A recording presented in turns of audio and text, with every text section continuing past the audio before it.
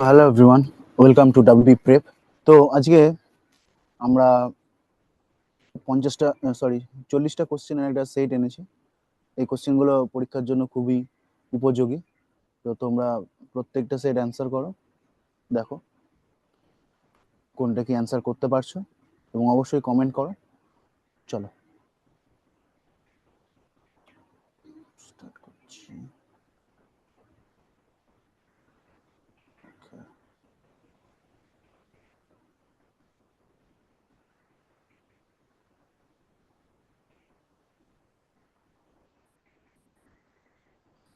আচ্ছা,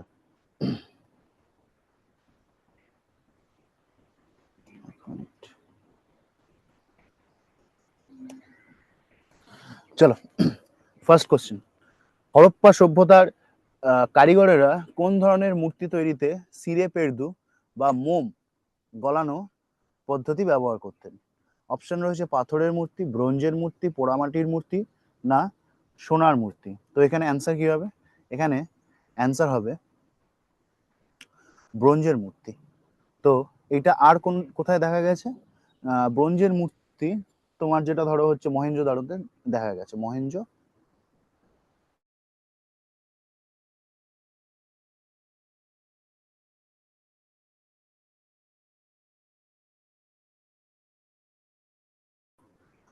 দেখা গেছে।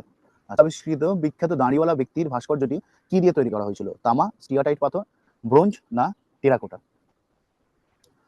তো আগের স্লাইডে তোমরা দেখেছো যে ওখানে ছিল কিন্তু সিরে পেরদু বা যেটা তোমার ব্রোঞ্জের মূর্তি। এই ব্রোঞ্জের মূর্তি মহেঞ্জোদারোতে যেটা পাওয়া গেছিল তার নাম কি? Dancing girl. আর এই যে দাঁড়িওয়ালা যে ব্যক্তি যার ভাস্কর্যটি পাওয়া গেছে, যার নাম ছিল প্রিস্ট কিং বা পুরোহিত রাজা, সেটি তৈরি হয়েছিল স্টিয়াটাইট পাথর বা সোপ স্টোন দিয়ে। নেক্সট কোয়েশ্চেন, দেখো কি বলছে। ভারতীয় সঙ্গীতের আদি উৎস বা ভিত্তি হিসেবে কোন বেদকে চিহ্নিত করা হয়? সামবেদ, ঋগ্বেদ, যজুর্বেদ না অথর্ববেদ? ঋগ্বেদ হচ্ছে কি সব থেকে ওল্ডেস্ট বেদ। এই যে যাগযজ্ঞ যে বিভিন্ন জিনিস, সেটা হচ্ছে কি যজুর্বেদ থেকে এসছে। যজু বা ইউজু এই কথাটার অর্থ হচ্ছে স্যাক্রিফাইস, যেটা হচ্ছে যাগযজ্ঞ করা হয়। তো এখানে অ্যান্সার হয়ে যাচ্ছে কি সামবেদ। এই সামবেদের বিভিন্ন শ্লোক কিন্তু বেশিরভাগ শ্লোক নেওয়া হয়েছে ঋগ্বেদ থেকে। Next question. সম্রাট অশোকের নাম খোদাই করা ঐতিহাসিক মাস্কি শিলালিপিটি কে খুঁজে বার করেন? Lord Canning, C Beadon, James Prinsep, Christian Lassen? Sorry. তো এই অ্যান্সারটা হয়ে যাবে এখানে কে? C Beadon. কত সালে? 1921 সালে। এই অশোকের বিভিন্ন যে শিলালিপি, তার মোস্টলি পাওয়া গিয়েছিল কিন্তু স্টোন। বা পাথরের উপর খোদাই করা। আচ্ছা, আর জেমস প্রিন্সেপ তিনি কি করেছিলেন, শিলালিপি ডেসিফার করেছিলেন বা পাঠোদ্ধার 1837 সালে। পরের কোশ্চেন, ঐতিহাসিক তাক্তিবাহী শিলালিপিতে কোন পার্থিয়ান সম্রাটের রাজত্বের কথা জানা যায়? এই তাক্তিবাহী যেটা, এই যে শিলালিপি, এই তাক্তিবাহী শিলালিপিটি পাওয়া গেছে নর্থ ওয়েস্ট পাকিস্তান, এবং এখানে যার কথা বলা হয়েছে তার নাম কি, গন্ড ফার্নেস। এই রুদ্রদমন কি ছিলেন, একজন রুদ্রদমন ছিলেন একজন শক রুলার, এবং তিনি কি করেছিলেন, ওই যে তোমার জুনাগড় ইনস্ক্রিপশন, সেখানে তার উল্লেখ পাওয়া যায়। মিনান্ডার ছিলেন কিন্তু ইন্দো গ্রিক ছিলেন, এবং মিলিন্দ পানহ যে তোমার বলতে পারো যে বৌদ্ধিস্ট একটা টেক্সট, যেখানে তিনি এই মিনান্ডার এবং নাগসেন বলে একজন সন্ন্যাসীর বিভিন্ন কথোপকথন একটা রেকর্ড হয়েছিল, রেকর্ড বলতে একটা বইয়ের আকারে বেরিয়েছিল, তো সেটা হচ্ছে মিনান্ডার। তো এখানে অপশন হয়ে যাবে কে, গন্ড ফার্নেস। এবং এই তাক্তিবাহীটি খরষ্টি ভাষায় লেখা। নেক্সট কোশ্চেন কি বলছে, মহারাষ্ট্রে কত সালে পরমহংস সভা নামক সমাজ সংস্কারক সংস্থাটি প্রতিষ্ঠিত হয়? 1875, 1857, 1849, 1865। তো এখানে অ্যান্সার হয়ে যাবে কিন্তু অপশন সি, 1849। এবং এটি কোথায় তৈরি হয়েছিল? মুম্বাইতে। মহারাষ্ট্র লেখা আছে, স্পেসিফিক্যালি বলতে গেলে মুম্বাইতে তৈরি হয়েছিল। এবং এই সংস্থাটি তৈরি করেছিলেন কে, দাদোবা পান্ডুরঙ্গ, এবং তার সঙ্গে আরেকজন যিনি ছিলেন তার নাম হচ্ছে কি, দুর্গাজি মেহতা। এই দুজনের নাম অবশ্যই মনে রাখবে। 1875, এই যে ফার্স্ট অপশন যেটা দেওয়া আছে, এই 1875 সালে তৈরি হয়েছিল কিন্তু আর্য সমাজ। এই আর্য সমাজ যেটা তৈরি হয়েছিল, সেটা তৈরি করেছিলেন দয়ানন্দ সরস্বতী। নেক্সট কোশ্চেন, দিল্লির কোন সুলতান কঠোর রক্ত ও লৌহ নীতি অনুসরণ করে শাসন পরিচালনা করতেন? গিয়াসউদ্দিন বলবন, আলাউদ্দিন খিলজি, শামসুদ্দিন ইলতুৎমিশ, না মুবারক শাহ? এখানে অ্যান্সার হয়ে যাবে বলবন। দেখো, বলবন তিনি কিন্তু এই যে চল্লিশা বা চালিসা, যেটা কে তৈরি করেছিল, ইলতুৎমিশ আরেকটা তৈরি করেছিলেন কি, ইকতা প্রথা। এই চালিসার তিনি কিন্তু একজন সদস্য ছিলেন বলবন, এবং তিনি যখন সেখান থেকে সুলতান হন, তিনি স্বভাবতই চেষ্টা করবেন যে আমি যেখান থেকে রাজা হয়েছি সেখান থেকে যাতে অন্য কেউ না রাজা হয়। তার জন্য কি করেছিলেন, এই যে চালিসা বা 40 চক্র এর ক্ষমতা ইনি অনেকাংশেই হ্রাস করে দেন। আর আলাউদ্দিন খিলজি ইনি পরিচিত ছিলেন মার্কেট কন্ট্রোল পলিসি বা বাজার দর নিয়ন্ত্রণ এর জন্য। এবং তিনি যে একটা ডিপার্টমেন্ট তৈরি করেছিলেন তার নাম ছিল দিওয়ানি রিয়াসত, তার মার্কেট কন্ট্রোল পলিসির যে একটা ডিপার্টমেন্ট, কে করেছিলেন এটা, আলাউদ্দিন খিলজি। এখানে option Giasuddin Balban. Next question, কত খ্রিস্টাব্দের 31শে ডিসেম্বর রানী প্রথম এলিজাবেথ ইস্ট ইন্ডিয়া কোম্পানিকে ভারতে বাণিজ্যের রাজকীয় অনুমতিপত্র দিয়েছিলেন? আচ্ছা, ইস্ট ইন্ডিয়া কোম্পানি যেটা তৈরি হয়েছিল, সেটাই অ্যাকচুয়ালি যে তৈরি হয়েছিল কত সালে, 31 ডিসেম্বর 1600। এই 1600 খ্রিস্টাব্দে ব্রিটিশ ইস্ট ইন্ডিয়া কোম্পানি তৈরি হয়েছিল। ফ্রেঞ্চ ইস্ট ইন্ডিয়া কোম্পানি কবে তৈরি হয়েছিল? ফ্রেঞ্চ ইস্ট ইন্ডিয়া কোম্পানি তৈরি ছিল 1664 সালে। ডাচ তৈরি হয়েছিল 1602 সালে। ড্যানিশ বা ডেনমার্কের যেটা মানে ইস্ট ইন্ডিয়া কোম্পানি, সেটা তৈরি হয়েছিল 1616 সালে। আচ্ছা, এই ভারতে প্রথম যারা এসেছিল তারা কে ছিল? পর্তুগিজ। এবং পর্তুগিজ আসলে একটা জিনিস কোশ্চেন পড়তে হয়, সেটা হচ্ছে ব্লু ওয়াটার পলিসি, অর্থাৎ যেটাকে কার্টেজ সিস্টেম বলা হয়, অর্থাৎ সমুদ্রের ক্ষেত্রে যে সি পাস, সেটা কে করেছিলেন? আলমেইডা। কত সালে? 1505 থেকে 1509 এই সময়টায়। এই আলমেইডা ছিলেন প্রথম পর্তুগিজ ভাইসরয়, ভারতের প্রথম Portuguese viceroy. Next question, Bharat শাসন ব্যবস্থা নিয়ন্ত্রণে পিটস ইন্ডিয়া অ্যাক্ট বা পিটের ভারত শাসন আইন কোন বছর পাশ করা হয়? পিটস ইন্ডিয়া অ্যাক্ট কত সালে এসেছিল এবং কেনই বা এই পিটস ইন্ডিয়া অ্যাক্টকে আনতে হয়েছিল? কারণ 1773 সালে রেগুলেটিং অ্যাক্ট এসেছিল। এই রেগুলেটিং অ্যাক্টে বিভিন্ন ত্রুটি বিচ্যুতি ইত্যাদি দূর করার জন্য 1784 সালে এসেছিল পিটস ইন্ডিয়া অ্যাক্ট বা পিটের ভারত শাসন আইন। এই জন্য একে কি বলা হয়? Act of settlement. এবং সেই সময় ভারতের বড়লাট কে ছিলেন বা গভর্নর বলতে পারো, ছিলেন ওয়ারেন হেস্টিংস।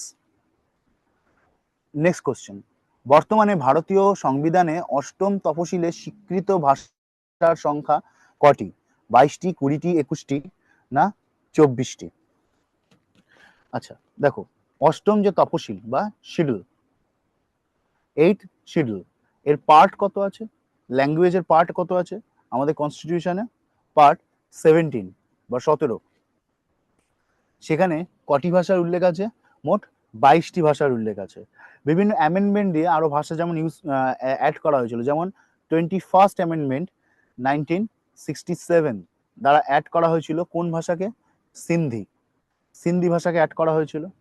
71st অ্যামেন্ডমেন্ট কত সালে এসেছিল? 1992 তে এসেছিল।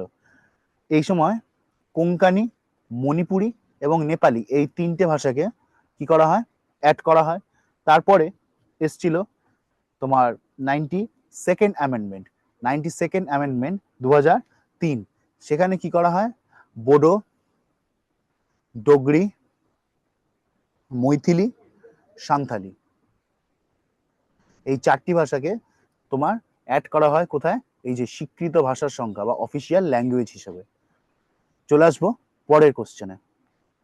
সংবিধানে কোন অনুচ্ছেদের মাধ্যমে প্রত্যেক নাগরিকের ব্যক্তিগত স্বাধীনতা ও জীবনের অধিকার নিশ্চিত করা হয়েছে? আর্টিকেল 14, 15, 16 না 21? দেখো, আর্টিকেল 14 কি? ইকুয়ালিটি বিফোর ল, অর্থাৎ আইনের চোখে সবাই সমান। ইকুয়ালিটি বিফোর ল কোথা থেকে নেওয়া হয়েছে? ব্রিটিশ কনস্টিটিউশন থেকে, বা উত্তরাখণ্ড নয়, ইউকে, ইউনাইটেড কিংডম। আরেকটা কোথা থেকে নেওয়া হয়েছে? তোমার ইকুয়াল প্রোটেকশন অফ ল। এটা নেওয়া হয়েছে ইউএসএ থেকে। ইকুয়াল প্রোটেকশন অফ ল মানে মানে ধরো কোনো বাচ্চা ছেলে, তার বয়স 18-র নিচে, সে যদি কোনো ক্রাইম করে ফেলে, তাহলে তার যে শাস্তি আর একটা ধরো 35 বছরের লোক যা ক্রাইম করলো তার যে শাস্তি সেটা সমান হবে না। বা অনেক সময় সেলফ ডিফেন্সের ক্ষেত্রে মানুষ অনেক মানে নিয়ম ভেঙে ফেলে, তার জন্য অন্য কিছু শাস্তি। এই যে বিভিন্ন জায়গা, যেটাকে বলা হয় কি ইকুয়াল প্রোটেকশন অফ ল, সেটা নেওয়া হচ্ছে কোথা থেকে? ইউএসএ থেকে। এই দুটোই আছে কোথায়? আর্টিকেল 14-এ। আর্টিকেল 15-এ কি বলছে? এগেইনস্ট ডিসক্রিমিনেশন, অর্থাৎ বৈষম্যের বিরুদ্ধে। যে আজের সরকার যে রাস্তা তৈরি করেছে সেখান থেকে তুমিও যেতে পারো, একজন দরিদ্র মানুষও যেতে পারে, বা বিভিন্ন যে কাস্ট, ক্রিড, বিভিন্ন মানুষ যারা আছেন তারা যেতে পারে, কেউ সেখানে তাকে বাধা দিতে পারবে না। বা তুমি ধরো সিনেমা দেখতে গেছো সিনেমা হলে, তুমি দেখলে ঠিক তোমার পাশের সিটে একজন বসে আছে। কে বসে আছে? যিনি তোমার বাড়িতে কাজ টাজ করেন, তুমি তাকে তাড়িয়ে দিতে পারবে না। তো এই সমস্ত কিছু রয়েছে কোথায়? আর্টিকেল 15-এ। আর্টিকেল 16 কি বলছে? যে এমপ্লয়মেন্টের ক্ষেত্রে, সরকারি চাকরির ক্ষেত্রে, যে সবাইকে সমান সুযোগ অধিকার দিতে হবে। এটা কোথায় রয়েছে? আর্টিকেল 16-এ। আচ্ছা, আর এই 16 বলতে মনে পড়লো যে সরকারি চাকরিতে একটা নতুন এসছে, সেটা হচ্ছে ইডব্লিউএস কততম অ্যামেন্ডমেন্ট? 103rd অ্যামেন্ডমেন্ট দ্বারা কনস্টিটিউশনে যুক্ত হয়েছে। এবং মনে রাখবে, এটা সিনহো কমিটি যেটা ছিল তার রেকমেন্ডেশনে ইডব্লিউএস অ্যাড হয়েছিল। তো এখানে অ্যান্সার হয়ে যাবে কি? যেটা ব্যক্তিগত স্বাধীনতা ও জীবনের অধিকার, রাইট টু লাইফ, আর্টিকেল 21। এই 21-এর মধ্যে সবই আছে, জল আছে, ইলেকট্রিক আছে, হ্যানা ত্যানা সব রয়েছে। তো চলে আসবো পরবর্তী কোশ্চেনে। অস্পৃশ্যতা বা জাতপাতের বৈষম্য দূর করার কথা সংবিধানের কোন ধারায় স্পষ্টভাবে বলা হয়েছে? আর্টিকেল 17, 18, 19, 16। দেখো 16 আমরা পড়লাম একটু আগে, সরকারি চাকরির ক্ষেত্রে সবাইকে সমান সুযোগ দিতে হবে। তো 16 ছাড়ো, আর্টিকেল 19 কি বলছে? যে ফ্রিডম অফ স্পিচ, তোমার বাক স্বাধীনতার অধিকার রয়েছে। হ্যাঁ, অবশ্যই তার কিছু রেস্ট্রিকশন রয়েছে। তারপরে কি রয়েছে যে তুমি কোনো জায়গায় মুভমেন্ট করতে পারো, তোমরা কোনো একটা সংগঠন তৈরি করতে পারো। সেক্ষেত্রে কিছু জিনিস মাথায় রাখতে হবে যে মুভমেন্ট করতে গেলে কিন্তু উইদাউট আর্ম মুভমেন্ট করতে হবে, কোনো অস্ত্র অস্ত্র নেওয়া যাবে না। অ্যাসোসিয়েশন ফর্ম করতে পারো, মুভ করতে পারো, ভারতের যে কোনো জায়গায় তুমি যেতে পারো অ্যাজ এ ইন্ডিয়ান। তারপর তুমি ভারতের যে কোনো জায়গায় তুমি সেখানে থাকতে পারো। ভারতের যে কোনো জায়গায় তুমি তোমার নিজের পছন্দ মতো প্রফেশন, বিজনেস যা খুশি তুমি করতে পারো, অবশ্যই মানে বেআইনি নয়। তো এইগুলো সব বলেছে কোথায়? আর্টিকেল 19-এ। আর্টিকেল 18 কি বলেছে? যে টাইটেল, কোন রকম টাইটেল, দেখো যে আগেকার দিনে ব্রিটিশরা রায় বাহাদুর ইত্যাদি টাইটেল টাইটেল সবাইকে দিত, তো এরকম কোনো টাইটেল দেওয়া যাবে না। এর এক্সেপশন আছে, এরও এক্সেপশন আছে। ফান্ডামেন্টাল রাইটসে সবারই এক্সেপশন রয়েছে, শুধু একটা আর্টিকেলেরই নেই, সেটা বলছি। এই আর্টিকেল 18 কি বলছে? যে টাইটেল বিভিন্ন দেওয়া যাবে না, তো একমাত্র একাডেমিক ক্ষেত্রে অর্থাৎ ডক্টরেট বা এই জাতীয় যে ডিগ্রি টিগ্রি হয় এইগুলো, এবং যে মিলিটারি পারপাস সেখানে এই টাইটেল দেওয়া যাবে, যেমন ক্যাপ্টেন, কর্নেল এটসেট্রা। তো অ্যান্সার এখানে অস্পৃশ্যতা হয়ে যাবে আর্টিকেল 17, এবং এইটারই কোনো মানে তোমার কি বলবো এক্সেপশন নেই, মানে কোনো গ্রাউন্ডেই একে মার্সি করা হবে না। চলে আসবো নেক্সট কোশ্চেন। সংঘের সরকারি ভাষা দেবনাগরী লিপিতে হিন্দি হবে। দেবনাগরী কি? একটা স্ক্রিপ্ট, আর ল্যাঙ্গুয়েজটা কি? হিন্দি। তো এইটা কোন ধারাতে বলেছে, কোন মানে আর্টিকেলে বলেছে? তো এখানে অপশন হয়ে যাবে আর্টিকেল 343। আচ্ছা, আর্টিকেল 350A কি বলেছে? যে তোমার মাদার টাং বা মাতৃভাষায় ইনস্ট্রাকশন দেওয়া যাবে, এটা হচ্ছে মাদার টাং, এটাই মনে রাখবে, মাদার টাং। আর্টিকেল 351 কি বলেছে? হিন্দি ভাষার প্রমোশন বা ডেভেলপমেন্ট সেটা এই আর্টিকেল দ্বারা করা যাবে। আর্টিকেল 120, আর্টিকেল 120-তে কি বলেছে? যে পার্লামেন্টের ল্যাঙ্গুয়েজ কি হবে সেটা এই আর্টিকেলে বলা হয়েছে, এবং কি কি ল্যাঙ্গুয়েজ হবে সেটা হবে হচ্ছে তোমার হিন্দি এবং ইংলিশ। এই সেম আর্টিকেল এর সাথে 90 অ্যাড করে দাও, হয়ে যাবে 210। এটা কোথায় হবে? স্টেট লেজিসলেচার, এই একই জিনিস। আর আর্টিকেল 348 এটা হচ্ছে কি? যে কোর্ট, আমাদের হাইকোর্ট, সুপ্রিম কোর্ট এর যে তোমার প্রসিডিওর, তার যে ল্যাঙ্গুয়েজ সেটা আর্টিকেল 348-এ রয়েছে। দেখে নেব নেক্সট কোশ্চেন। পঞ্চায়েত ব্যবস্থা গড়ে তোলার নির্দেশিকা সংবিধানের কত নম্বর ধারাতে উল্লেখ করা রয়েছে? দেখো আর্টিকেল, প্রচুর আর্টিকেল থেকে কিন্তু কোশ্চেন আসে। হ্যাঁ, এগুলো তোমরা করো, এই কোশ্চেন গুলো খুব ভালো কোশ্চেন সিলেক্ট করা হয়েছে তো তোমাদের জন্য। এবং অবশ্যই এই যে নাম্বারটা দেখছো, যে আমাদের অনলাইন অফলাইন ব্যাচ ভর্তি চলছে, এবং এই নাম্বারটা অবশ্যই কন্ট্যাক্ট করবে ক্লাস ভালো লাগলে। তো নেক্সট কোশ্চেন কি বলছে? পঞ্চায়েত ব্যবস্থা গড়ে তোলার নির্দেশিকা সংবিধানের কত নম্বর ধারায় উল্লেখ করা রয়েছে? দেখো এটা কোথা থেকে নেওয়া হয়েছে? এটা নেওয়া হয়েছে ডিপিএসপি থেকে, বা directive principal of state policy, রাষ্ট্রের নির্দেশাত্মকমূলক নীতি বাংলায় যাকে বলা হয়। তো এটা অ্যান্সার কি? 40। তো এইটা অ্যাকচুয়ালি গান্ধিয়ান প্রিন্সিপাল। গান্ধিয়ান মানে কি? যে মহাত্মা গান্ধী তার কিছু যে আদর্শ, সেই অনুযায়ী বিভিন্ন যে সংবিধানের ধারা, তার যে মতামত সেই অনুযায়ী কিছু কিছু ইয়ে করা, যেমন পঞ্চায়েত ব্যবস্থা, তারপর কটেজ ইন্ডাস্ট্রি, এরকম তোমার কতগুলো আর্টিকেলস রয়েছে গান্ধিয়ান প্রিন্সিপালের উপর।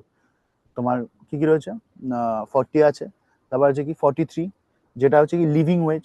তারপরে কি রয়েছে? 43B cooperative society. তারপর আছে কি 46 তোমার educational, economical promotion.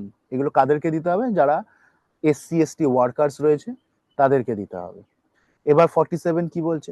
Standard of living. 48 কি? Animal husbandry. এই যে যে কটা বললাম তার সাথে এই যে 40 তো বললাম, এই সব কটা হচ্ছে কি গান্ধিয়ান প্রিন্সিপালের বা গান্ধিয়ান নীতির ওপর করা হয়েছে। আর ডিপিএসপি কোন দেশ থেকে নেওয়া হয়েছে? আয়ারল্যান্ড থেকে। Next question. রাজনৈতিক দলবদল ঠেকাতে ভারতীয় সংবিধানের কোন তফসিলে বিশেষ আইন বা বিধান রাখা হয়েছে? দেখবে কেউ ধরো এ এক নামক একটা পার্টি করে, হ্যাঁ, সে দেখলো আমার ভাই এখানে সুবিধা নেই, আমি বি নামক একটা পার্টি ফর্ম হয়েছে বা পার্টি বেশ উঠছে, আমি সেখানে চলে গেলাম, অথবা ভাইস ভার্সা, এদিক থেকে এদিকে চলে গেল। তো এইগুলো বিভিন্ন হতো, বা এই যে ঘোড়া কেনা বেচা যেগুলোকে বলে। তো রাজনৈতিক দল বদল ঠেকাতে ভারতীয় সংবিধানের কোন তফসিলে বিশেষ আইন বা বিধান রাখা হয়েছিল? তো এটা হচ্ছে দশম তফসিল, এটাকে কি বলা হয়? Anti defection law. এবং এই অ্যান্টি ডিফেকশন লকে অ্যাড করা হয়েছে কিন্তু 52তম অ্যামেন্ডমেন্ট বা 52nd অ্যামেন্ডমেন্ট 1985 সালে, যেটা হয়েছিল 1985। পরবর্তী কোশ্চেন। তো এতক্ষণ পলিটি হলো, হিস্ট্রি হয়েছে, পলিটি হলো। তো এবার দেখা যাক এখন জিওগ্রাফি। ওকে, দেখো, ভারতের ক্রান্তীয় পর্ণমোচী বা পর্ণপাতী কোন গাছটি বিশেষত? দেখো, পর্ণমোচী অরণ্য। পর্ণমোচী মানে কি? যারা বছরের একটা নির্দিষ্ট সময় কি করে? পাতা ঝরিয়ে দেয়। দেবদারু, দেবদারু গাছ মেইনলি কিন্তু যে পাহাড়ি অঞ্চল, অর্থাৎ এগুলোকে কি বলা হয়? Coniferous tree. কনিফেরাস ট্রি অর্থাৎ এগুলো এরকম দেখতে হয়, এর মাথাটা এরকম ত্রিভুজ শেপের মতো হয়, যাতে কি এই যে যখন বরফ পড়ে, এই বরফগুলো যাতে স্লাইডিং খেয়ে এরকম পড়ে যায়, সেই জন্য। আচ্ছা, এবার কি আসছে? বাবুল। বাবুল মেইনলি দেখা যায় কি ডেজার্ট রিজিয়ন, বা যেখানে একটু মাটির পরিমাণ কম বা একটু বালির পরিমাণ বেশি, সেই সমস্ত অঞ্চলে বাবুল গাছ দেখতে পাওয়া যায়। এটাকে কি বলা হয়? জেরোফাইট। জেরো, জেরো মানে হচ্ছে কি ডেজার্ট বা মরু অঞ্চল বলা হয়। তো ক্রান্তীয় পর্ণমোচী হচ্ছে তোমার শাল। এবং এই পর্ণমোচী অরণ্য ভারতের সব থেকে বেশি, যে বিভিন্ন অরণ্যের ভাগ রয়েছে তার মধ্যে সব থেকে বেশি হচ্ছে কিন্তু এই ক্রান্তীয় পর্ণমোচী অরণ্য। Next question. সূর্য থেকে পৃথিবীর দূরত্ব সবচেয়ে বেশি থাকে কোন মাসে, যাকে আমরা অপসূর বলি? অপসূর। দেখো, অ্যাকচুয়ালি তোমার এই যে ধরো সূর্য রয়েছে এখানে, সূর্যকে কেন্দ্র করে এই যে যে কক্ষপথ, এটা তো ইলিপ্টিক্যাল কক্ষপথ। তো এখান থেকে সবসময় ডিস্টেন্স সবার সমান হয় না, কখনো বেশি হয়, কখনো কম হয়। যখন সবচেয়ে বেশি দূরত্ব হয় তখন তাকে আমরা বলি কি? অপসূর। আর যখন সবচেয়ে কম হয় তখন তাকে বলি অনুসূর।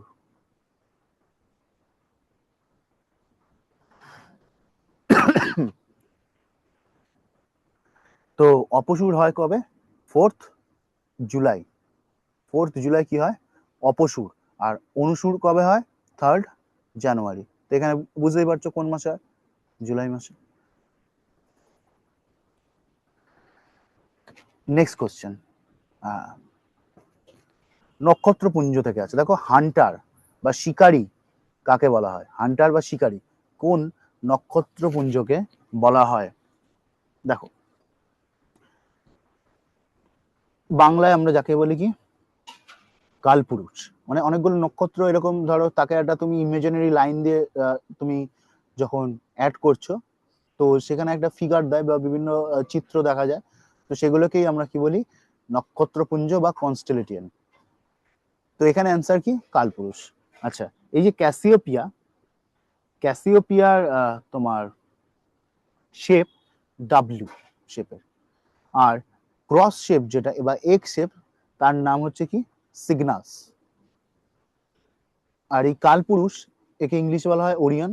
এর ব্রাইটেস্ট যে স্টার তার নাম হচ্ছে কি? রিগেল। Brightest star Rigel. এবং এই যে কনস্টেলেটিয়ান এখনো পর্যন্ত মোট 88টি আবিষ্কৃত হয়েছে। মোট 88টি আবিষ্কৃত হয়েছে। Next question. সমুদ্রের তলদেশের গভীরতা মাপার জন্য কোন প্রযুক্তিটি সব থেকে কার্যকর? র্যাডার, সোনার, অল্টিমিটার, ব্যারোমিটার। ব্যারোমিটার কি করে? ব্যারোমিটার বায়ুচাপ মাপে। অল্টিমিটার, এই অল্ট মানে হচ্ছে কিন্তু অল্টিমিটার কি করে? হাইট মাপে, হাইট কতটা উঁচুতে। আর যেটা হচ্ছে সমুদ্রের তলদেশের গভীরতা, সেটা মাপে হচ্ছে কি? সোনার। এই সোনারের পুরো কথা কি? Sound, navigation, and ranging. Sound navigation and ranging. তো এখানে আল্ট্রাসনিক যে সাউন্ড, অর্থাৎ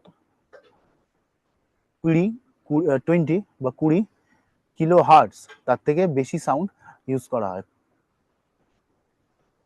20 কিলো হার্টস এর থেকে বেশি যে সাউন্ড, সেই সাউন্ড এখানে ইউজ করা হয়। এবং এই যে তোমার আল্ট্রাসনিক সাউন্ড, এইটাকে তৈরি করতে পারে নিজের দেহ থেকে, উৎপন্ন করতে পারে কে কে? বাদুড় বা ব্যাট, আর কে? ডলফিন। চলে আসবো নেক্সট কোশ্চেন। মাজুলি হলো ভারতের বৃহত্তম নদীদ্বীপ। কোন নদীর বুকে অবস্থিত?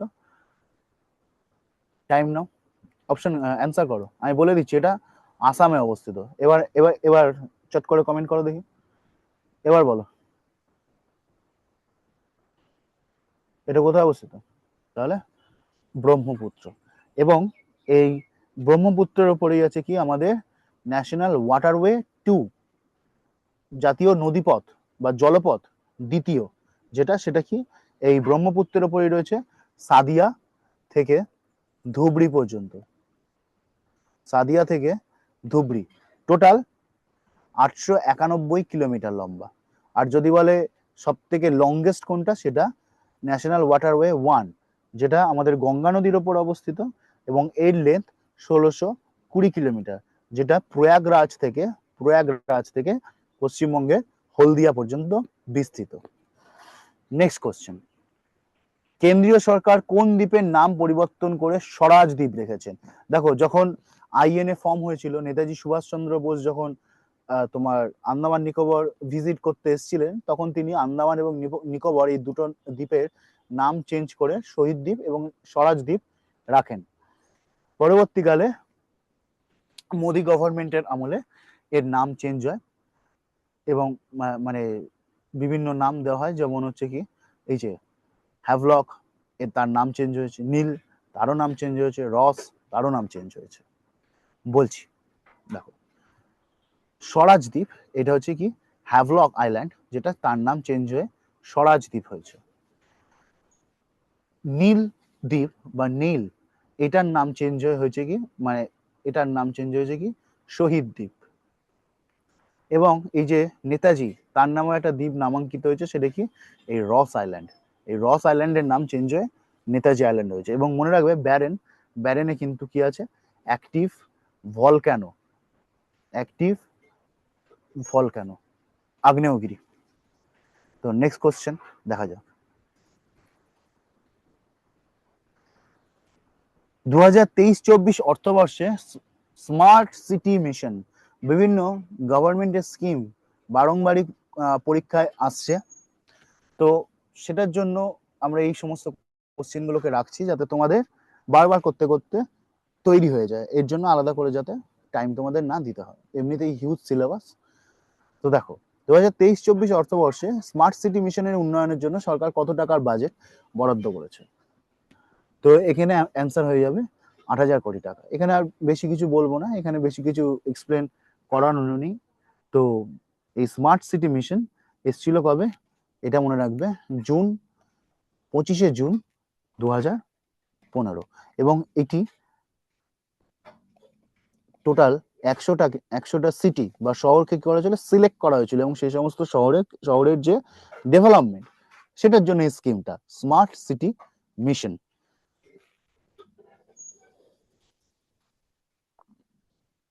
তো নেক্সট কোশ্চেন দেখে নিচ্ছি। বিশ্ববিখ্যাত বিজ্ঞানী অ্যালবার্ট আইনস্টাইন প্রধানত কোন আবিষ্কারের জন্য নোবেল পুরস্কার পেয়েছিলেন? আপেক্ষিকতা তত্ত্ব, আলোক তড়িৎ ক্রিয়া, তেজস্ক্রিয়তা এবং ডপলার এফেক্ট। ঝপ করে বলো। তো এখানে আমি টাইম দিচ্ছি, বলো যে এখানে কোনটা হবে? আপেক্ষিকতা তত্ত্ব, আলোক তড়িৎ ক্রিয়া, তেজস্ক্রিয়তা না ডপলার এফেক্ট? তো দেখো, যেটার জন্য তিনি নোবেল পেয়েছিলেন সেটা হচ্ছে কি আলোক তড়িৎ ক্রিয়া। এবং 1921 সালে তিনি কি পান? নোবেল পান। এই আলোক তড়িৎ বা ফটো ইলেকট্রিক এফেক্ট কিন্তু যিনি আবিষ্কার করেছিলেন তার নাম কিন্তু হেনরি হার্টস, এটা মনে রাখবে। তো নেক্সট কোশ্চেন, রাসায়নিক পরিবর্তনের উদাহরণ কোনটি? এটাও কেমিস্ট্রি থেকে এসছে কোশ্চেন। দেখো প্রত্যেকটা বিভিন্ন সাবজেক্ট কিন্তু ভাগ করা আছে এখানে। এটা বলতে পারো তোমার কারেন্ট অ্যাফেয়ার্স, এটা হচ্ছে তোমার তোমার ফিজিক্স, এবার কারেন্ট কেমিস্ট্রি আসছে, দেখো এরপরও কেমিস্ট্রি রয়েছে।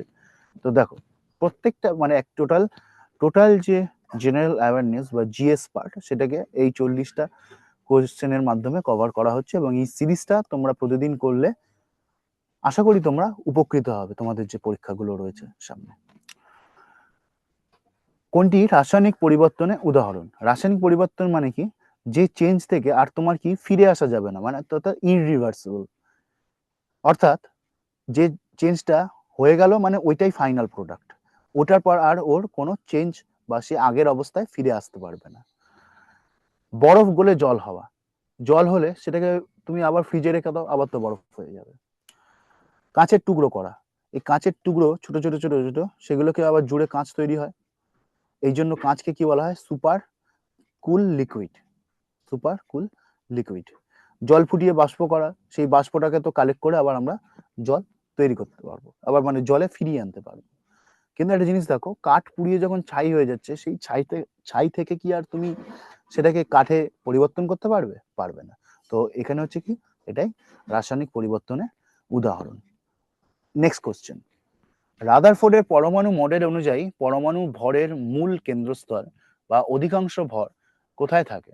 ইলেকট্রন মেঘে, নিউক্লিয়াসে, ইলেকট্রন কক্ষপথে, না নিউট্রন স্তরে? বলো। দেখো এখানে 1911 সালে রাদারফোর্ড একটা পরীক্ষা করেছিলেন, যার নাম কি স্বর্ণপত্রের পরীক্ষা। স্বর্ণপত্রের পরীক্ষা তিনি কি করেছিলেন, একটা 1000 অ্যাটম থিকড, 1000 অ্যাটম আছে এরকম একটা থিকড একটা সোনার পাতের মধ্যে দিয়ে কি করলেন, আলফা কণা পরিচালনা করলেন, আলফা কণা পাঠালেন, এবং তারপর তিনি বিভিন্ন জিনিস দেখলেন। তিনি দেখলেন যে বেশিরভাগ কণায় কি করছে, সোজা বেরিয়ে যাচ্ছে। এটা ধরো পাত্রা আছে, দেখো এরকম পাত রয়েছে, তিনি দেখছেন যে বেশিরভাগ কণায় কি হচ্ছে, সোজা বেরিয়ে যাচ্ছে, সোজা বেরিয়ে যাচ্ছে। এখান থেকে তিনি কি বুঝলেন, যে পরমাণুর অধিকাংশ স্থানই কি ফাঁকা, নাহলে বেরিয়ে যাবে কেন? যদি কিছু থাকে তাহলে তো ধাক্কা খাবে। বলছে হ্যাঁ ধাক্কা খাচ্ছে, কিছু কিছু আসছে কি এরকম আসছে, বিভিন্ন দিকে ডিফ্লেক্ট করে বেরিয়ে যাচ্ছে, এবং আরো কিছু কম আছে যারা যে পথেই যাচ্ছে, ধরো এরকম যাচ্ছে, এই রাস্তাতেই ফিরে আসছে, এই রাস্তাতেই ফিরে আসছে। এবং এখান থেকে তিনি বুঝতে পারলেন যে ও আচ্ছা, তার মানে পরমাণুর বেশিরভাগ স্থান যখন ফাঁকা, তাহলে এর যে পরমাণুর যে ভর, সেটি কোথায় রয়েছে? এর নিউক্লিয়াসে রয়েছে, এর নিউক্লিয়াসে রয়েছে। নেক্সট কোশ্চেন, কোন একটি মৌলের ইলেকট্রন বিন্যাস 288 হলে কোন শ্রেণীতে অবস্থান করে? দেখো এই যে লাস্টের যেটা 8 রয়েছে 288, এই লাস্টের 8টাকে কি বলা হয়? Valence shell electron. Valence shell electron. তো ভ্যালেন্স সেল ইলেকট্রনের উপর নির্ভর করে যে সে কিরকম ধরনের বন্ড তৈরি করবে, তার শ্রেণী কোন শ্রেণীতে সে স্থান পাবে। 288 এটা যোগ করো কত হয়? দেখো 18। 18 হচ্ছে কোন তোমার মৌলের পারমাণবিক সংখ্যা? আর্গন। আর্গন কি নিষ্ক্রিয় গ্যাস। নিষ্ক্রিয় গ্যাস হলে কত নম্বর শ্রেণীতে থাকবে? পর্যায় সারণীর 18 নম্বর শ্রেণীতে থাকবে। হিলিয়াম, নিয়ন, আর্গন, ক্রিপ্টন, জেনন, র্যাডন, এগুলো সবকটাই কি নিষ্ক্রিয় গ্যাস। 17 নম্বর শ্রেণীতে কারা থাকে? হ্যালোজেনরা। হ্যালোজেন মৌল যেগুলো, সেগুলো 17 নম্বর শ্রেণীতে থাকে, যেমন ফ্লোরিন, ক্লোরিন, ব্রোমিন, আয়োডিন, এরা।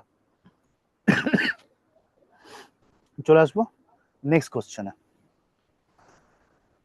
আচ্ছা হ্যাঁ, এই আর্গন, আর্গন কে আবিষ্কার করেছিলেন? William Ramsay. উইলিয়াম র্যামসে আবিষ্কার করেছিলেন। নেক্সট কোশ্চেন, কোন ধাতুটির রাসায়নিক সক্রিয়তা তামার তুলনায় কম?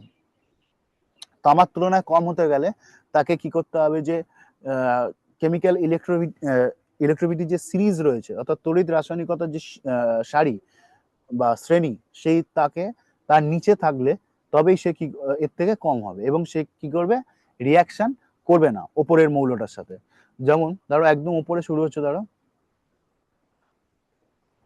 সোডিয়াম, তারপর বেরিয়াম, ক্যালসিয়াম, ম্যাগনেসিয়াম, তারপরে আসছে অ্যালুমিনিয়াম, জিঙ্ক, তারপরে আসছে ফেরাস, তারপর নিকেল, তারপর আসছে হচ্ছে স্ট্যানাস বা টিন, তারপর আসছে কি লেড, তারপর আসছে লেড, এবং তারপরে আসছে হাইড্রোজেন, এবং হাইড্রোজেনের নিচে আরো সিরিজ রয়েছে। তো দেখো এই যে একদম ওপরে যারা রয়েছে এরা কিন্তু খুব হাইলি রিঅ্যাক্টিভ, খুব হাইলি, মানে একদম তুমি এদের সঙ্গে যদি গরম জল দাও, এই সরি ঠান্ডা জল দাও, তাতেই এরা রিয়াক্ট করে নেবে। এবং এই যে বেরিয়াম, ক্যালসিয়াম, ম্যাগনেসিয়াম, এরা হট ওয়াটার, এই হট ওয়াটারের সাথে এরা বিক্রিয়া করে নেয়। এবং অ্যালুমিনিয়াম এবং জিঙ্ক এরা কি করে, যে স্টিম, সেই স্টিমের সাথে এরা বিক্রিয়া করতে পারে। তো এটা তো গেল ওপরের দিকে তোমার হাইড্রোজেন অব্দি। হাইড্রোজেনের পরে কি রয়েছে,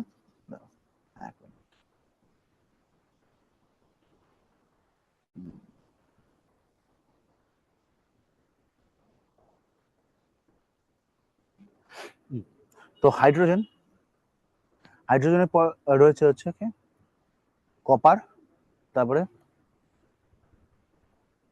Hg, তারপরে রূপো, তারপরে সোনা, এবং তারপরে রয়েছে প্ল্যাটিনাম। তো এখানে কোন মৌলটা যেটা তামার তুলনায় কম সক্রিয়, যে এর নিচে থাকবে, কে রয়েছে এখানে, রূপো বা আর্জেন্টাম। রাসায়নিকভাবে প্লাস্টার অফ প্যারিসে ঠিক কত অণু কেলাস জল থাকে বলো? এই যে প্লাস্টার অফ প্যারিস, এর নাম হচ্ছে calcium sulphate hemihydrate, calcium sulphate hemihydrate. এই যেটা দেখতে পাচ্ছ CSO4 2H2O, এর নাম হচ্ছে কি জিপসাম। এই জিপসামকে 373 কেলভিনে আমি যদি হিট করি, অর্থাৎ 100 ডিগ্রি সেন্টিগ্রেড তাপমাত্রা আমি যদি হিট করি, তখন এই দু অণু কেলাস এটা ভেঙে যায়, দু অণু কেলাস ভেঙে গিয়ে হয়, এটার নাম কি প্লাস্টার অফ প্যারিস। তো এখানে ক অণু জল থেকে, হাফ। নেক্সট কোশ্চেন, তীব্র অ্যাসিড এবং তীব্র ক্ষার যখন বিক্রিয়া করে উৎপন্ন লবণের পিএইচ, এই পিএইচ কি, পিএইচ, এই পিএইচ হচ্ছে পোটেন্স, কিসের পোটেন্স অফ হাইড্রোজেন, এই পিএইচ স্কেল আবিষ্কার করেছিলেন বিজ্ঞানী সোরেনসেন, নামটা মনে রাখবে। তো দেখো যখন তীব্র অ্যাসিড তীব্র ক্ষার বিক্রিয়া করে তখন উৎপন্ন পিএইচ এর মান কত দাঁড়ায়,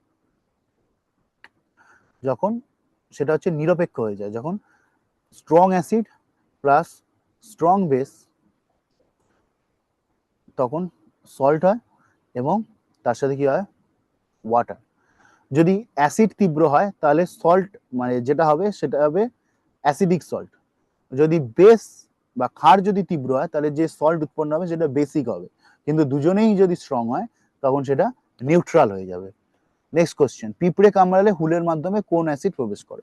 দেখো ল্যাকটিক অ্যাসিড কোথায় থাকে, দইতে থাকে। অ্যাসিডিক অ্যাসিড কোথায় থাকে, ভিনিগারে থাকে। টার্টারিক অ্যাসিড কোথায় থাকে, তেঁতুলে থাকে। তো এখানে অ্যান্সার হয়ে যাবে মিথানোইক বা ফর্মিক অ্যাসিড, মিথানোইক বা ফর্মিক অ্যাসিড। আর একটা জিনিস সেটা হচ্ছে ইথানোইক অ্যাসিড, সেটা হচ্ছে কি এই যে অ্যাসিডিক অ্যাসিডে যেটা থাকে CH3COOH, একে বলা হয় কি ইথানোইক অ্যাসিড, ইথানোইক।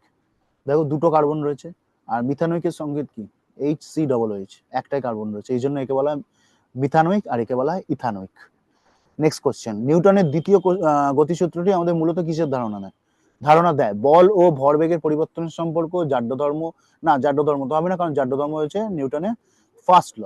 নিউটনের ফার্স্ট লতে কি দেয়, জাড্য ধর্ম বলে, অর্থাৎ বস্তুর যে নিজস্ব জায়গায় থাকার প্রবণতা। হ্যাঁ, বস্তু বলবে আমাকে আমার মতো থাকতে দাও, আমি যদি গতিশীল থাকি আমাকে গতিশীল থাকতে দাও, আমি যদি স্থির থাকি আমাকে স্থির থাকতে দাও, এই যে প্রবণতা একে বলা হয় জাড্য ধর্ম। তো দ্বিতীয় গতিসূত্র কি বলে, P=mF, বল এবং ভরবেগে দেখো এই যে ভর আর তার ফোর্স গুণফল। জাড্ডের সূত্র কোন সূত্র, ফার্স্ট। তৃতীয় সূত্র, যে প্রত্যেক ক্রিয়া এবং তার বিপরীত প্রতিক্রিয়া, ক্রিয়া প্রতিক্রিয়া, এই যে যেটা, সেটা হচ্ছে এই নিউটনের থার্ড ল। অর্থাৎ এখান থেকেই বলা যায় পৃথিবীতে ফোর্স কিন্তু সিঙ্গেল এক্সিস্ট করে না, সিঙ্গেল এক্সিস্ট করে না, কোনো একটা ফোর্স থাকলে তার একটা রিপারকেশন থাকবেই।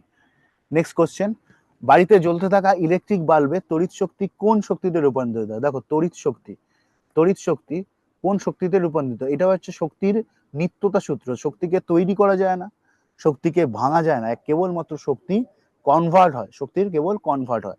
এবং আমাদের যে সান, সে হচ্ছে আমাদের সকল শক্তির উৎস। তো যখন বাল্ব জ্বলে তখন কি পাই আমরা? আলো পাই। আলো মানে আলোক শক্তি। গতিশক্তি কি? হাফ এম ভি স্কোয়ার এর ফর্মুলা। এবং স্থিতিশক্তি হচ্ছে mgh। ধরো তুমি একটা কোনো বস্তুকে এই যে উঁচুতে ছুটছো, সেটা তো আবার নিচে পড়বে। এই যে উঁচুতে যখন ছুটছো তখন এর হাইট বাড়ছে, মানে এর কি হচ্ছে, তখন স্থিতিশক্তি আসছে। এবার একটা সার্টেন টাইমের পর থেকে যখন ইউ টার্ন নিয়ে আবার যখন নিচে পড়ছে, তখন কিন্তু কাইনেটিক এনার্জিতে চেঞ্জ হয়ে যাচ্ছে। এটাই হচ্ছে শক্তির নিত্যতা সূত্র। এই যে আমরা একটু আগে পড়লাম ক্রিয়া প্রতিক্রিয়া, এখানে কি হয়, যেমন রকেট হচ্ছে কি শক্তির নিত্যতা সূত্রতেই কাজ করে। হ্যাঁ, যে মোমেন্টাম আছে, সেই মোমেন্টামে তোমার কনজারভেশন অফ মোমেন্টাম, সেই অনুযায়ী কাজ করে হচ্ছে কি রকেট। যে নিচে যখন ফুয়েল দেয়, এরকম নিচ দিয়ে যখন ধোঁয়াগুলো বেরোচ্ছে, এবং তখন কি হয়, এই যে শক্তিটা কি করে, রকেটকে উপরের দিকে চালনা করে। নেক্সট কোশ্চেন, আচ্ছা, এই যে মানুষের কানে ধরা পড়ে, অর্থাৎ অডিবল শব্দ রেঞ্জ কত? 20 হার্টস থেকে, 1 মিনিট, ভেরি সরি, 20 হার্টস থেকে 20 কিলো হার্টস। এর নিচে গেলে সে শব্দও আমরা শুনতে পাই না, এর উপরে গেলে সে শব্দও আমরা শুনতে পাই না। এর নিচে যে শব্দ যায় তাকে বলে ইনফ্রাসনিক, আর উপরে যেটা যায় তাকে বলে আল্ট্রাসনিক। নেক্সট কোশ্চেন, কোলয়েডীয় কণার আলোক রশ্মির বিচ্ছুরণ কোলয়েডীয় কণার মাধ্যমে ছড়িয়ে পড়ার ঘটনা কি বলে? প্রতিসরণ, প্রতিফলন, টিন্ডাল প্রভাব বা বিচ্ছুরণ। প্রতিফলন কি? প্রতিফলন কোথায় দেখতে পাওয়া যায়? আয়নায় দেখতে পাওয়া যায়, স্থির জলতলে দেখতে পাওয়া যায়। ওই ছোটবেলা থেকে ওই যে কুকুরের গল্পটা পড়েছো, একটা ব্রিজের ওপর দাঁড়িয়ে আছে, নিচে দেখতে পাচ্ছে ওরই একটা প্রতিচ্ছবি, ওটা কি? প্রতিফলন। প্রতিসরণ কি? যে কোনো একটা মাধ্যম থেকে আরেকটা মাধ্যমে যখন আলোক রশ্মি প্রবেশ করে, তার ফলে কিছু চেঞ্জ দেখা যায়। যখন ঘন মাধ্যম থেকে লঘু মাধ্যমে যাচ্ছে একরকম চেঞ্জ, যখন লঘু থেকে ঘনতে যাচ্ছে তখন আরেক রকম চেঞ্জ। যেমন একটা ধরো জল আছে, জলে ধরো পাত্রতে এতটা জল রয়েছে, এই জলটার মধ্যে তুমি একটা স্টিক ডুবিয়ে রাখলে, তুমি দেখতে পাবে এখান থেকে স্টিকটা বেঁকে গেছে, তোমার মনে হবে স্টিকটা বেঁকে গেছে। তো এগুলো হচ্ছে প্রতিসরণ। আচ্ছা, বিচ্ছুরণ কি? বিচ্ছুরণ হচ্ছে ব্যাপারটা যে প্রিজম, ধরো এই যে একটা এই যে সাদা আলো যাচ্ছে একটা প্রিজমের মধ্যে দিয়ে,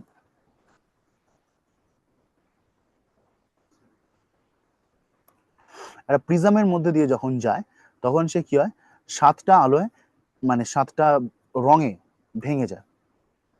সব থেকে কম যেটা ভাঙে সেটা হচ্ছে রেড, এবং সব থেকে বেশি যেটা ভাঙে, মানে দূরে চলে যায়, তার নাম হচ্ছে ভায়োলেট। এবং মাঝখানে যেটা থাকে সেটাই আমরা কি বলি? ভিভ জিয়ার।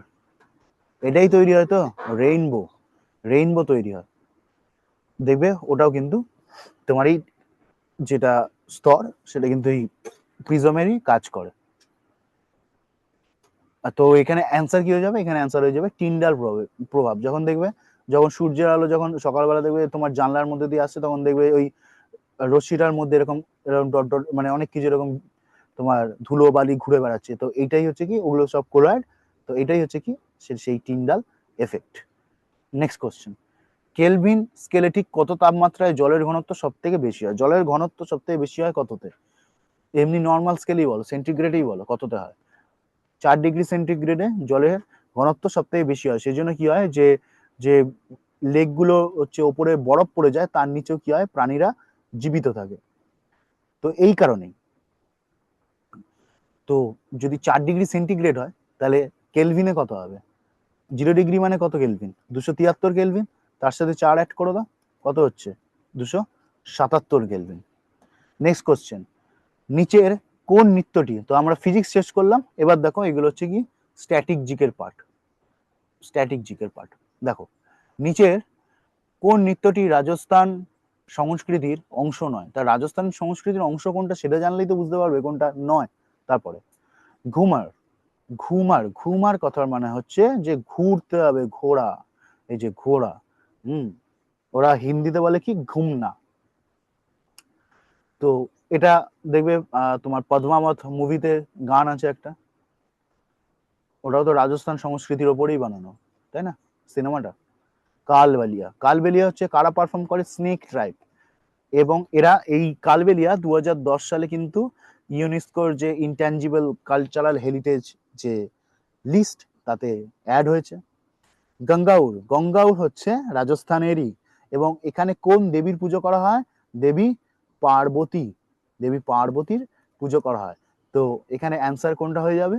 লাভানি। লাভানি হচ্ছে তোমার মহারাষ্ট্রের ডান্স। মহারাষ্ট্রে আরো বিভিন্ন ডান্স আছে, যেমন Koli, Koli dance, puffed up dance. তো এই কোলি যে ডান্সটা রয়েছে এতে কিন্তু মনে রাখবে যে ফিশারম্যান যারা রয়েছে সেই ফিশারম্যান কমিউনিটিরা, বা যাদেরকে আমরা কি বলি জেলে যারা মাস্টার্স ধরে, তার এই কমিউনিটিরা এই কোলি ডান্সটা পারফর্ম করে। নেক্সট ডান্স, নেক্সট কোশ্চেন, তামিলনাড়ুর মানুষ তাদের নববর্ষকে কি নামে উদযাপন করে? ভিশু, ভারুসা পিরাপ্পু, উগাডি, পোঙ্গাল। এই পোঙ্গাল কিন্তু তামিলনাড়ুর, কিন্তু এটা হারভেস্ট ফেস্টিভ্যাল। অর্থাৎ যে ধরো আমাদের এখানে বাংলায় হারভেস্ট ফেস্টিভ্যাল কি হয়? ধরো নবান্ন, যে নতুন কিছু চাল যখন কাটা হয়, যখন ফসল কাটা হয় সেটাকে বলা হয় হারভেস্ট। সেই সময় যে ফেস্টিভ্যাল হয় তাকে বলা হয় হারভেস্ট ফেস্টিভ্যাল।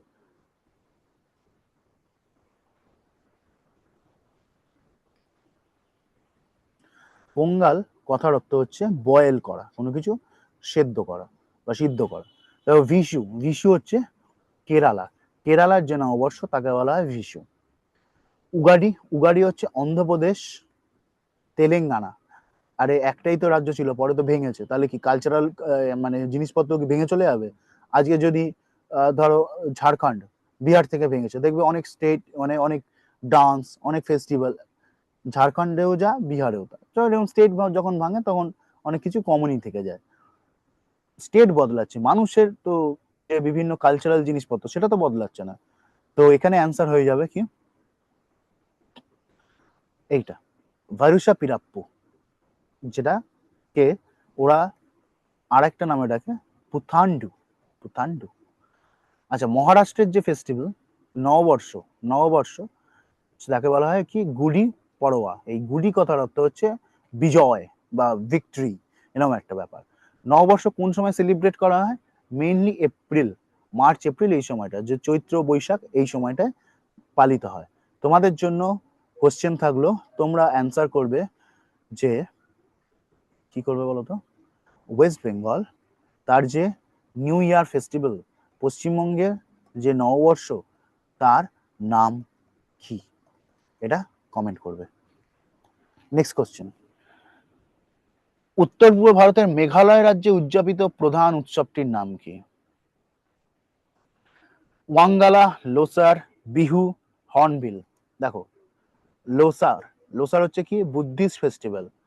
এই বুদ্ধিস্ট ফেস্টিভ্যাল কোথায় কোথায় দেখতে পাওয়া যায়? সিকিম, অরুণাচল প্রদেশ প্রভৃতি জায়গায়।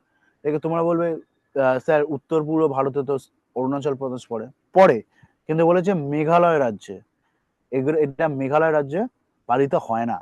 দেখো বিহু, বিহু তো আসামে হয়, সেটাও তো উত্তর পূর্ব ভারতেরই। হর্নবিল, হর্নবিল কোথায় হয়? নাগাল্যান্ডে। 1 to 10 ডিসেম্বর এই হর্নবিল ফেস্টিভ্যাল পালিত হয় এবং একে ফেস্টিভ্যাল অফ ফেস্টিভ্যালস বলা হয়। এই ওয়াঙ্গালা যেটা, সেটা হচ্ছে কি 100 ড্রামস ফেস্টিভ্যাল। এই 100 ড্রামস ফেস্টিভ্যাল পালিত হয় কোথায়? মেঘালয় রাজ্যে। তোমরা মেঘালয় রাজ্যে যখন পড়ো তখন দেখবে 3টে পাহাড়ের নাম পড়ো, তাই না? কি কি? গারো, খাসি এবং জয়ন্তিয়া। এই 3টে পাহাড়, গারো, খাসি এবং জয়ন্তিয়া। এই ওয়াঙ্গালা যেটা হয় সেটা কোথায় হয়, এই গারো কমিউনিটি, যারা গারো ট্রাইব তারা পারফর্ম করে। খাসিতে কি পারফর্ম করা হয়, নংক্রেম, নংক্রেম। এবং জয়ন্তিয়া যে ট্রাইব রয়েছে, এই তিনটে পাহাড় কিন্তু তিনটে ট্রাইবের নাম, তিনটে আদিবাসী সম্প্রদায়ের নামে। এই জয়ন্তিয়া যেটা সেখানে পালন করা হয় বেদিন চেলাম। এই বেদিন চেলামটা মূলত কোন মাসে পালন করা হয়, জুলাই মাসে। নেক্সট কোশ্চেন, কর্ণাটকী সঙ্গীতের বিকাশে অবদানের জন্য কাদের সঙ্গীতের ত্রয়ী বলা হয়? সঙ্গীতের ত্রয়ী অর্থাৎ এই কর্ণাটিক মিউজিক হচ্ছে সাউথ ইন্ডিয়ার যে মিউজিক, এই সাউথ ইন্ডিয়ার মিউজিককে বলা হয় কর্ণাটিক মিউজিক, সাউথ ইন্ডিয়ার যে মিউজিককে। এবং এই সাউথ ইন্ডিয়া মিউজিকের সাউথ ইন্ডিয়ান মিউজিক যেটা, তার ফাদারকে, তার ফাদার হচ্ছে পুরন্দর দাস, পুরন্দর দাস। এর কুইন, কুইন হচ্ছে কে, এম এস সুবুলক্ষ্মী, এম এস সুবুলক্ষ্মী। এবং যে ত্রয়ী, সঙ্গীতের ত্রয়ী, তারা কারা, তারা হচ্ছে টি ডি এস, ত্যাগরাজ, দীক্ষিতার, শ্যামা শাস্ত্রী। এই যে ত্যাগরাজ, মুথুস্বামী দীক্ষিতার এবং শ্যামা শাস্ত্রী। এবং এই যে কর্ণাটিক মিউজিক বা দাক্ষিণাত্যের যে সঙ্গীত, সেই সঙ্গীতের থিওরি, থিওরি কে দিয়েছিলেন, থিওরি দিয়েছিলেন ভেঙ্কট, ভেঙ্কট মুখী স্বামী। তো চলো আমরা শেষ করলাম 40টা কোশ্চেনে একটা সেট। তো দেখা হবে আবার